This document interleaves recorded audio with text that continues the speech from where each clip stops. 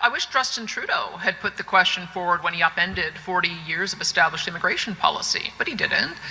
He increased and basically took all the limits off all of the temporary program streams, international students, temporary foreign workers, especially low skill, as well as asylum seekers. And as a result, we ended up with an imbalance. Our historic system gave points based on an individual's ability to integrate seamlessly into the economy. They had to have certain job skills, they had to have facility in one of the 2 official languages, and that was the priority. And what we see instead is that our repeated calls to return to that priority have been ignored.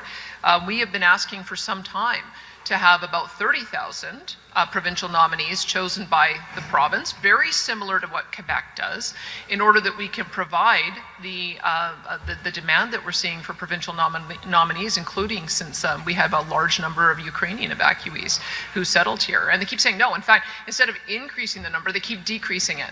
And so they're going in the wrong direction. And so what we are asking for is, can we have and should we have a style of immigration agreement with Ottawa that replicates the 1991 agreement that Quebec has with Ottawa?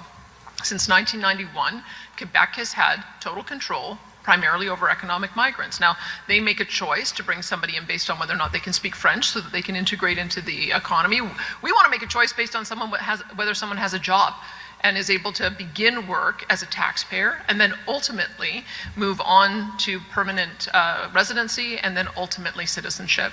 And we need to see a dramatic reduction in all of those other streams. Unfortunately, the federal government agrees. I mean, and anyone who's complaining about this hasn't been watching what's happened since Prime Minister Mark Carney got in. We have seen a decrease in the number of temporary foreign workers, and they're willing to collaborate with us, a decrease in the number of international students. We still have more work to do on asylum seekers and who pays for the long-term support of those asylum seekers as they're waiting to see whether their claim is legitimate.